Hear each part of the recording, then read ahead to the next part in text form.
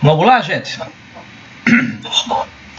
Então, João 2, do 13 ao 22. Então, vamos nos preparar para esse encontro. Busquem fechar os olhos um pouquinho, como nós sempre fazemos, né? Nos colocando inteiramente em suas mãos. Muita humildade, simplicidade. Buscando seguir de perto o caminho do desapego, ao dizer não às coisas do mundo, né? E dizer sim às coisas dele, do Pai, né? Colocando ele em primeiro lugar na nossa vida, na nossa existência. Então sintam o seu amor, o seu carinho, o quanto Ele nos ama.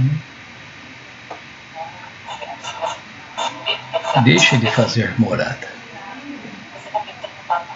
Converse com Ele, coloque as suas intenções para esse momento.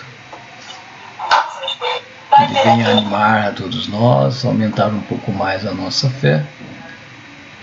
Ele vem abrir a nossa mente, o nosso coração, para entendermos melhor, né? O que Ele tem a nos ensinar. Peçam a paz, a saúde para todos nós, para a nossa família. Em especial, vamos rezar pela paz no mundo inteiro e pela conversão da humanidade. Invoquemos todos juntos a Santíssima Trindade, em nome do Pai, do Filho e do Espírito Santo. Amém. Vinde, Espírito Santo, enchei os corações e acendei neles o fogo do vosso amor. Enviai o vosso Espírito, e tudo será criado, e renovareis a face da terra. Oremos. Ó Deus, construíste os corações dos vossos filhos com a luz do Espírito Santo. Fazei que apreciemos retamente todas as coisas segundo o mesmo Espírito e gozemos sempre da sua consolação. Por Cristo, Senhor nosso. Amém. Então vamos proclamar o Santo Evangelho. Então, de novo, João 2, do 13 ao 22. O Senhor esteja convosco, Ele está no meio de nós. Proclamação do Evangelho de Nosso Senhor Jesus Cristo, segundo João. Glória a vós, Senhor. Estava próximo a Páscoa dos judeus e Jesus subiu a Jerusalém. No templo, encontrou os vendedores de bois, ovelhas e pombas, e os cambistas que estavam aí sentados. Fez então um chicote de cordas e expulsou todos do templo, junto com as ovelhas e os bois. Espalhou as moedas e derrubou as mesas dos cambistas. E disse aos que vendiam pombas: tirai isto daqui, não façais da casa de meu pai uma casa de comércio. Seus discípulos lembraram-se mais tarde que a Escritura diz: o zelo por tua casa me consumirá. Então, os judeus perguntaram a Jesus: que sinal nos mostras para agir assim? Ele respondeu: destruí este templo, e em 3 dias o levantarei. Os judeus disseram: 46 anos foram precisos para a construção desse santuário, e tu o levantarás em 3 dias? Mas Jesus estava falando do tempo do seu corpo. Quando Jesus ressuscitou, os discípulos lembraram-se do que ele tinha dito e acreditaram nele e na palavra dele. Palavra da salvação. Glória a vós, Senhor. Então busque ler novamente. Peço a Deus que ilumine cada um de vocês. Depois nós voltamos para a partilha.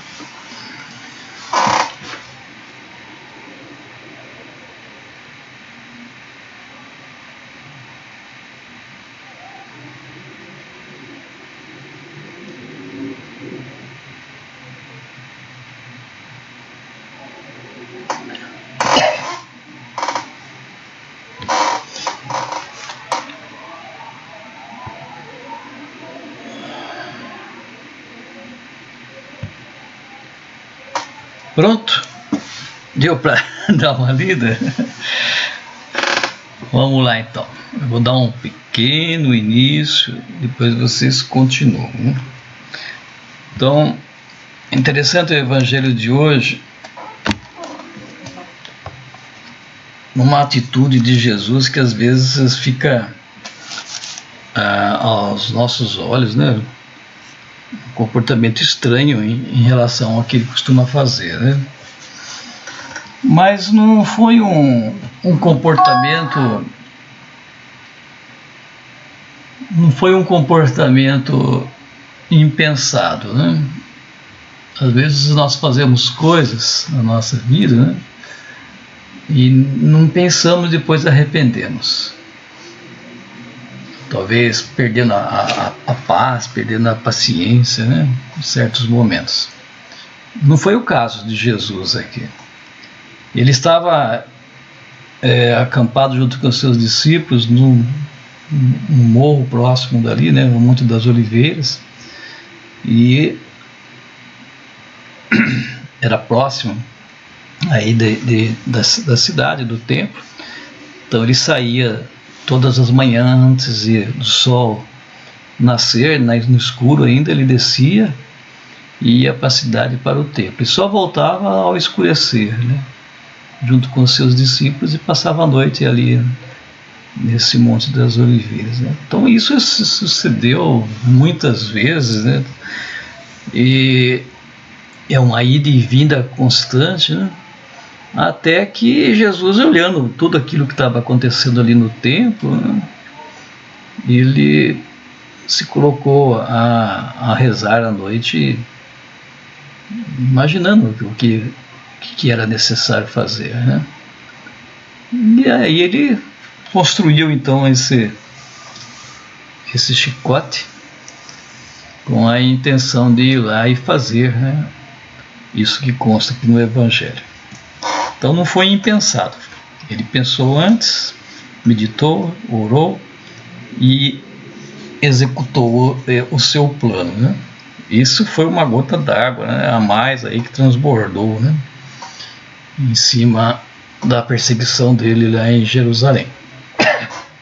Mas o que ele quis dar realmente a mensagem foi sobre não a estrutura, o templo de barro que estava ali construído, né, mas sim a estrutura nossa, o templo que existe em cada um de nós, né? Quando cada um de vocês, né, fazemos mau uso desse instrumento que o nosso Pai deu para nós, transformando esse templo aqui, que seria o templo dele, né, do Espírito Santo, transformamos esse templo, esse nosso corpo aqui, né, do nosso jeito, né, com todas as mazelas possíveis em relação às coisas do mundo, né, aos prazeres e tudo mais, e não damos espaço para ele reinar, né, em nós, né, sobreviver, viver, agir em cada um de nós, né. Então o templo que ele fala que é o mais importante não é aquele templo lá que estava tendo comércio, né, mas esse templo nosso aqui. Então imagine ele vindo também com um chicote, né, em cima de cada um de nós nesse nosso templo, né, e tirando de dentro de nós tudo aquilo que está atrapalhando esse contato com Deus, né? Não está deixando o Espírito Santo agir. Todo esse comércio que existe em nós, que não deixa o Espírito agir livremente em nós, né? Ainda acontece isso em nós hoje. Nós estamos aqui reunidos na leitura orante e afastamos da nossa mente tudo aquilo que está lá fora. Conseguimos fazer isso nesse momento. Mas durante o dia, a semana, como é que é a nossa vida, a nossa ação em relação às verdades do Pai, né? Nós conseguimos manter esse contato com Ele o tempo todo, né? Ele está conosco o tempo todo, né? É para se pensar. Vamos lá. O que vocês têm a dizer?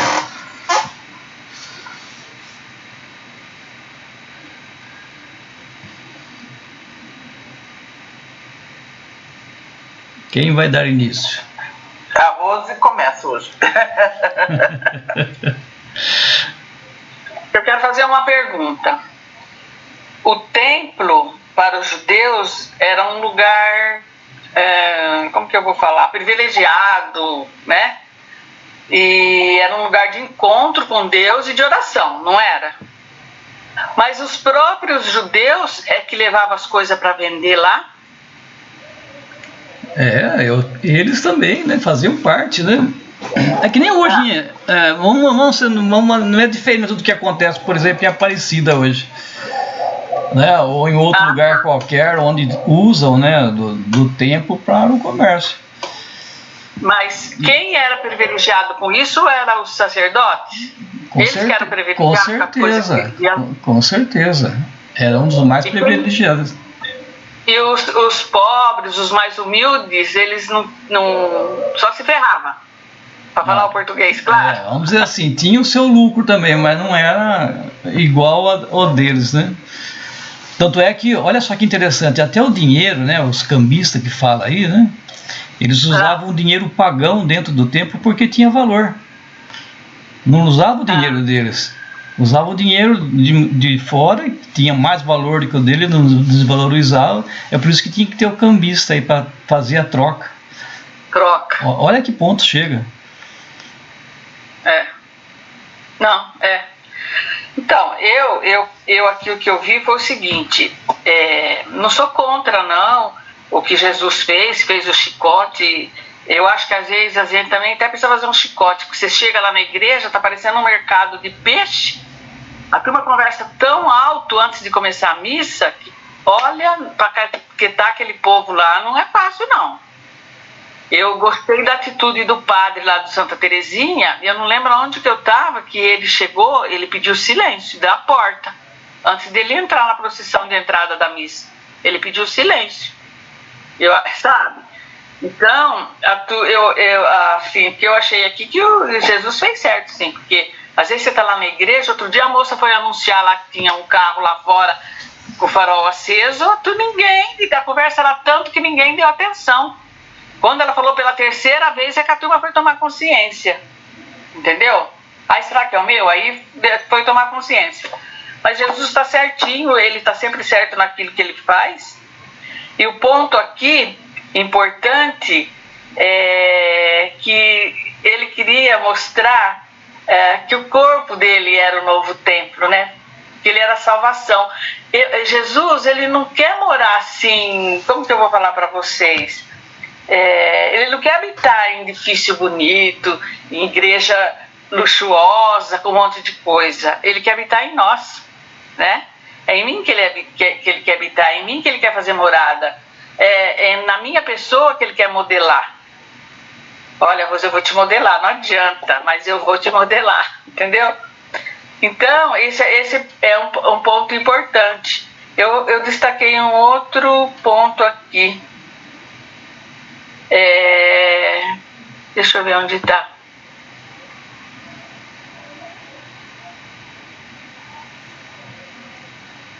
Sabe o que eu achei importante aqui? Quando ele fala assim, seus discípulos se lembraram do que diz a Escritura.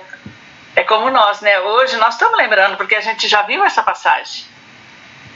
A gente já sentiu essa passagem os outros anos.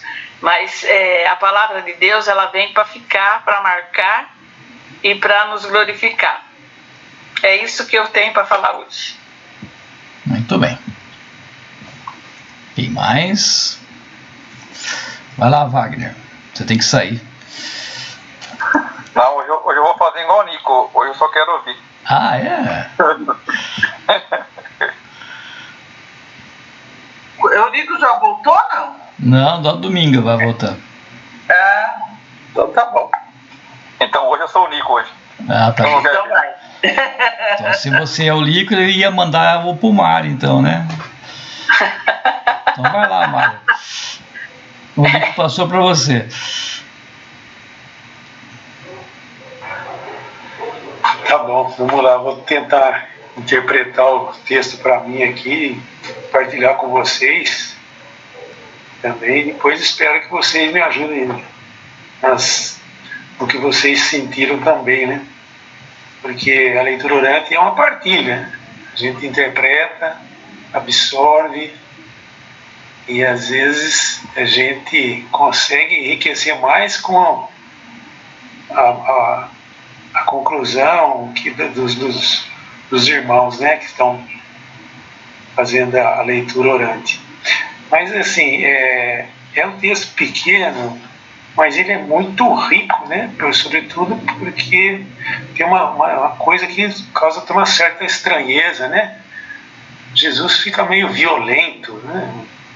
Sempre uma pessoa assim, calma, né? Que sabia colocar as palavras na hora certa, tem umas atitudes completamente diferentes, né? De repente ele toma uma posição assim, bem relativa a nós, né?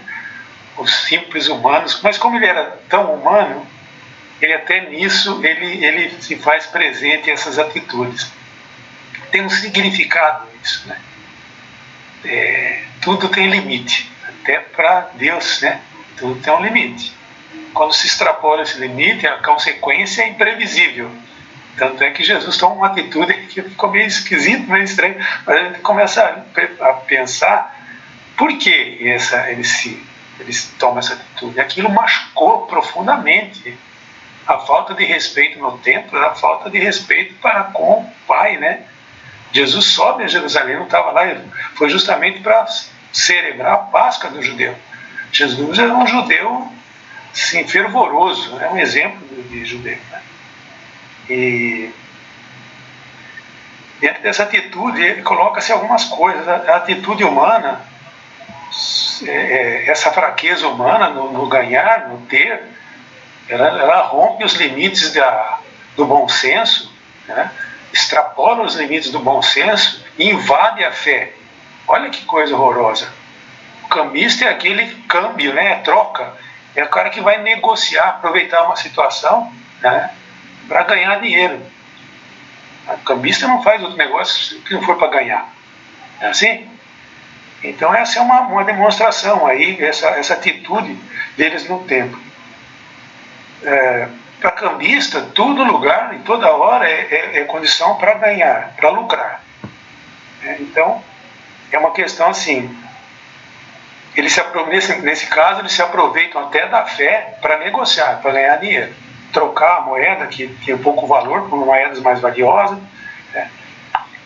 E Jesus reprime até com certa violência, essa violência que é mais característica do humano, assim, no dia a dia. Mas Jesus chega no limite, né? Esse desrespeito.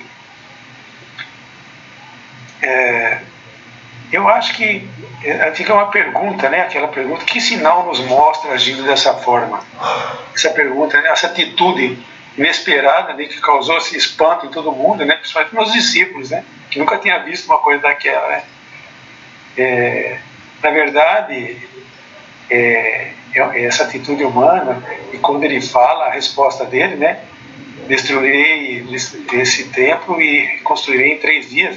Ele estava falando da morte e ressurreição.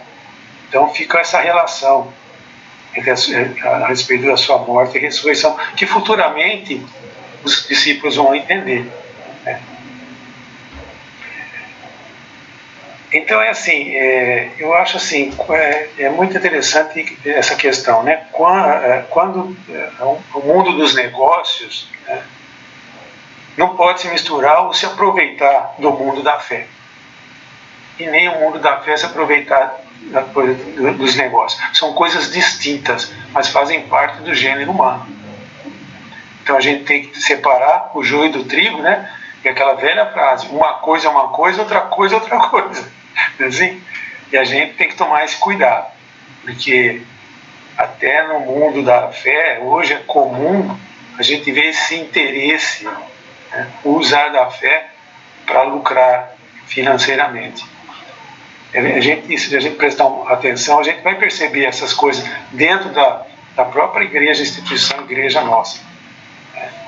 Então, eu tomar cuidado, né? Porque quando a fé ela vira vaidade e ganância, ela foge completamente da proposta do Evangelho. Então a gente tem que tomar cuidado com isso. A fé não se compra, a fé não se negocia, a fé se absorve da presença de Deus, entendida e absorvida por cada um e cada uma de nós, independente da religião que cada um absorve, né? Então a gente tem que estar atento a isso, saber discernir entre uma coisa e outra. Eu acho que esse que é importante. Volta lá, então, resumindo: uma coisa é uma coisa, outra coisa é outra coisa. Fé é uma coisa, negócio é outra. Tá? E uma coisa não depende tanto da outra. Mas é importante a gente estar atento a esse tipo de mensagens, sobretudo que esse trecho de hoje nos apresenta. Eu entendi assim, absorvo esse cuidado para não misturar as coisas aí, né? Que não agrada a Deus, né? É isso que eu entendi. Muito bem. Quem mais? Kelly.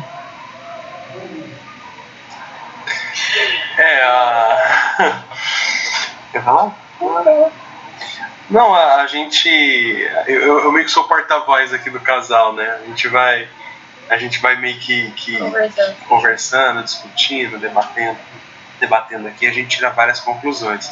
Vou tentar ser o mais sucinto possível, tentar deixar os outros falar, né? Mas eu meio que divido em 4 partes aqui, né? Você vê que versículo profundo, né? Quanto ele explode a nossa mente, o nosso coração de interpretações, e esse bate-papo, inclusive, ajuda a enriquecer demais, porque a gente cada um vai falando um pouquinho, vai clareando cada vez mais na cabeça da gente. Os 4 pontos aqui que ficaram para mim, tá?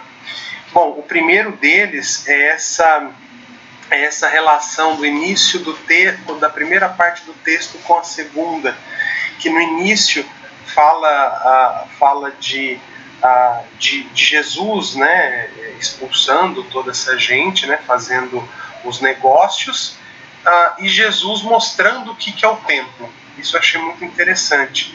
E a gente, desse ponto de vista que eu estou comentando com vocês, que tem aí 2 interpretações, para a gente ver como que é profundo, né? A primeira delas é de maneira literal, como está aqui no texto, né? Realmente a gente não fazer da casa de Deus um negócio. A gente sabe que a estrutura, a igreja, ela é cara, já tem que ser mantida e tudo mais, mas a gente não pode abusar disso, né? E a gente sabe, a gente vê exemplos de muito abuso em cima disso, né? E também de preservar a casa do Pai como um ambiente realmente do encontro com Deus, né? E aí do outro lado também tem essa interpretação, e já entra no segundo ponto, né? Que a segunda interpretação é mostrando o que é a casa de Deus também. Quem é esse templo? O que é esse templo? Mostra pra gente que o templo somos nós também, né? Que a gente tem que se limpar, a gente tem que purificar, tirar essas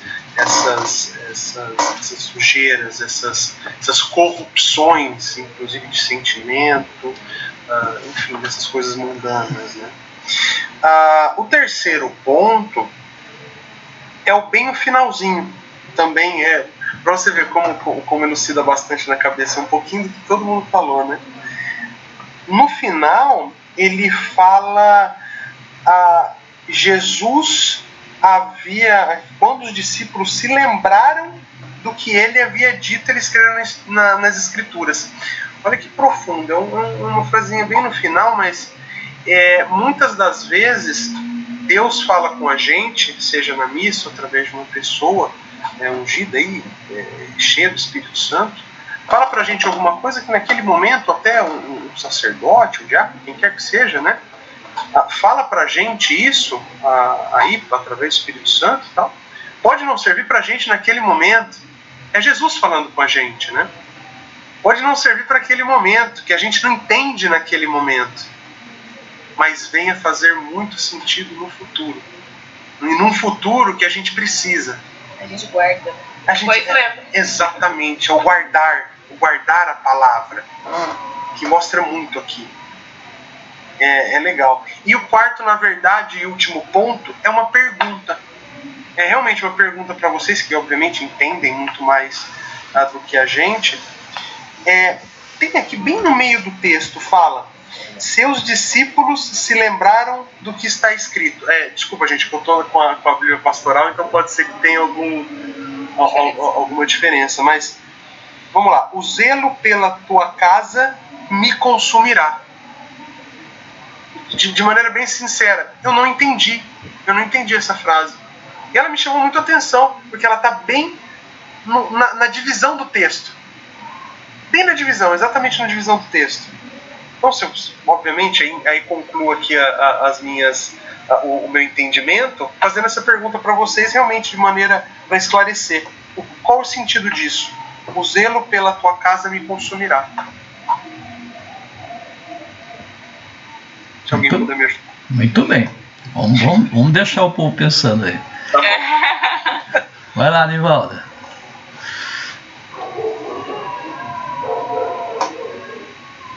A gente estava na missa, acho que foi domingo. O Isaac perguntou assim: papai, mas por que tem que dar dinheiro aí, né? O que vai fazer com esse dinheiro aí, né? Esse dia ele tava assistindo um pessoal aí na internet e tal. Aí a Kiana explicou pra ele que a gente assiste o cara na internet e ele ganha dinheiro, né? Aí ele falou: ué, como assim, né? A Kiana falou: você tá dando dinheiro pra ele. Ele: não, eu tô dando meu dinheiro pra ele. Não vou assistir mais não. Então essa questão de dinheiro, né, em relação à igreja, em relação à vida nossa, né, ela é do nosso momento, né?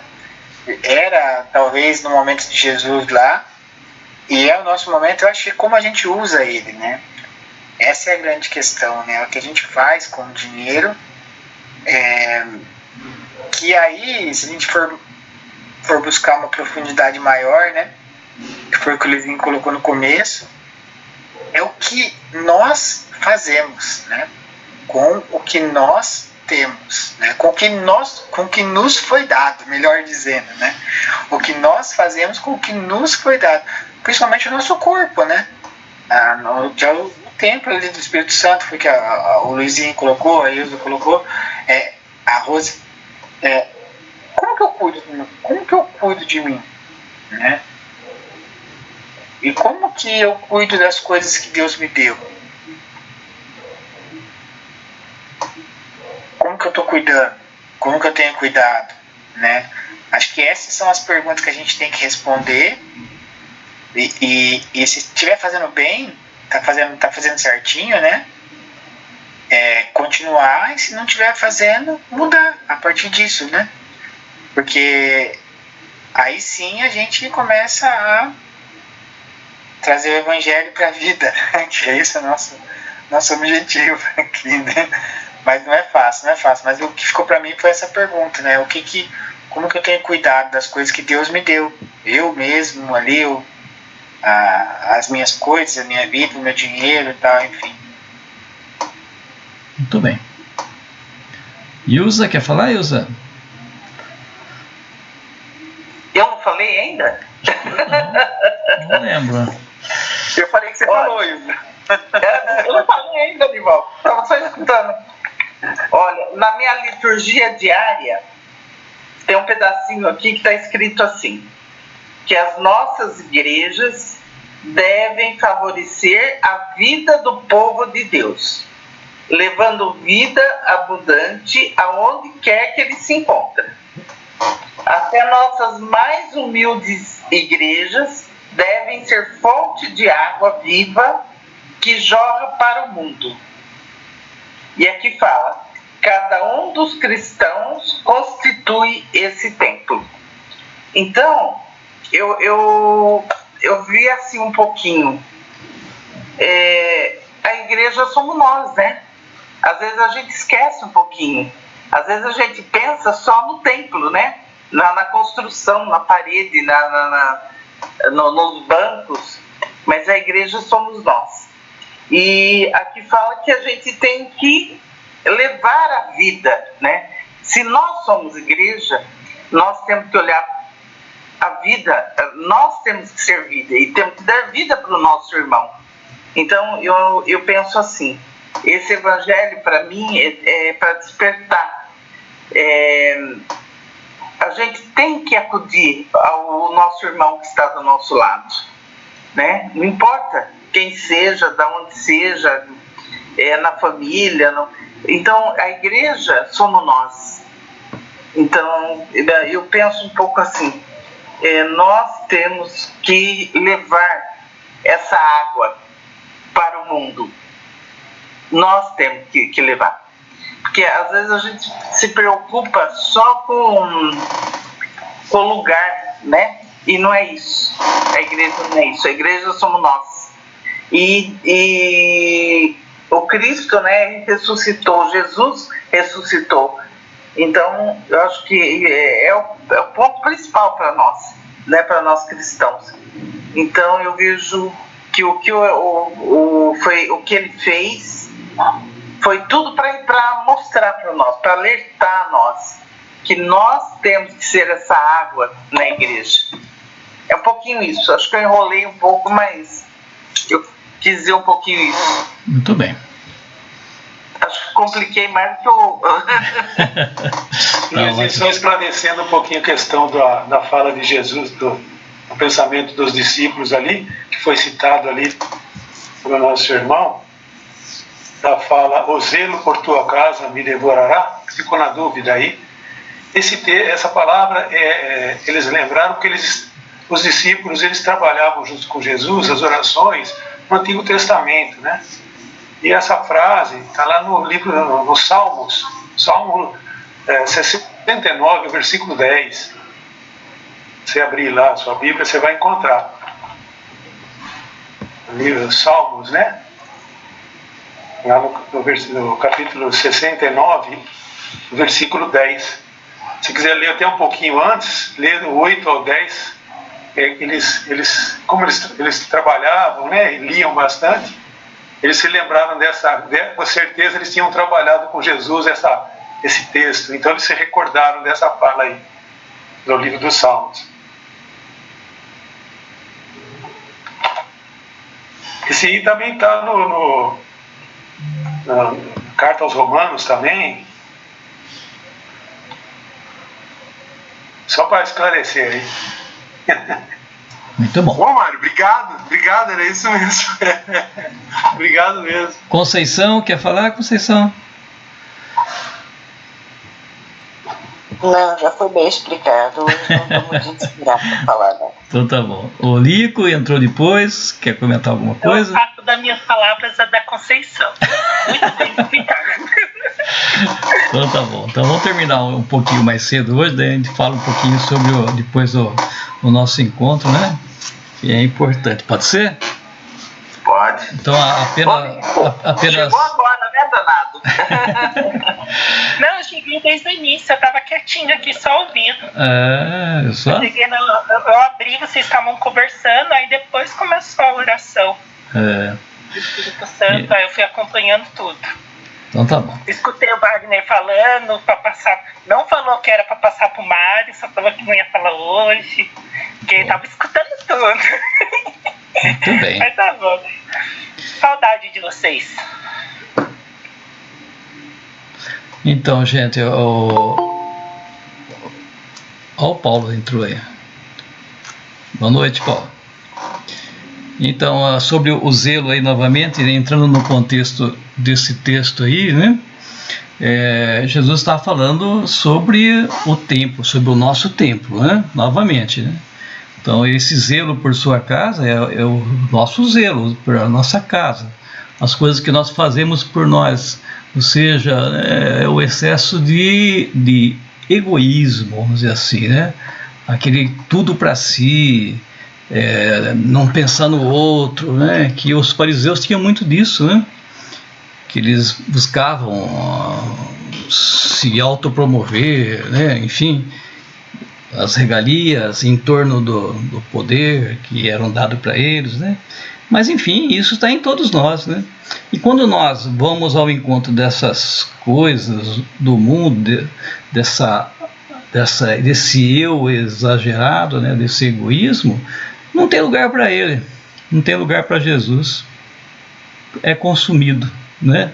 Não sobra espaço para ele agir na nossa vida, né? Então esse zelo demasiado que nós temos pela nossa vida, por tudo que nós temos, não dá espaço para ele, gente. Consome. Ele não participa da nossa vida, né? E hoje é isso que acontece no mundo. Deixa de participar um pouco da vida da igreja, se preocupar mais com as coisas do mundo e ver o que vai acontecer. Você vai acabando se esquecendo dele. E ele acaba não fazendo mais parte da sua vida, né? É uma constante isso, desde sempre. Então vamos agradecer a Deus por esse momento, por nós estarmos aqui reunidos, né, por tudo aquilo que foi colocado para nós aqui hoje, né? Com certeza não foi nós, mas foi o Espírito Santo que agiu através de cada um de nós, né? Então vamos agradecer a Ele dizendo: Obrigado, Senhor. Rezemos. Pai nosso, que estás em Deus, santificado seja o vosso nome.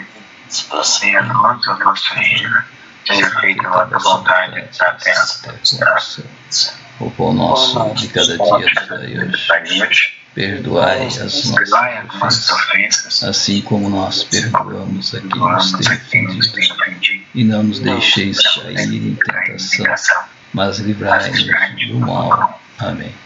Ave Maria, cheia de graça, o Senhor é convosco. Bendita sois vós entre as mulheres, bendito é o fruto do vosso ventre, Jesus. Santa Maria, Mãe de Deus, rogai por nós, pecadores, agora e na hora de nossa morte. Amém. Santo anjo do Senhor, meu zeloso guardador, se a ti me confiou a piedade divina, sempre me rege, me guarda, me governa, me ilumina. Amém. Então vamos pedir a bênção sobre cada um de nós, sobre a nossa fraternidade, né? A nossa família. O Senhor esteja convosco. Ele está no meio. Pela intercessão de nossa Mãe querida, Nossa Senhora Aparecida, abençoe-vos Deus Todo-Poderoso. Em nome do Pai, do Filho e do Espírito Santo. Amém. Amém.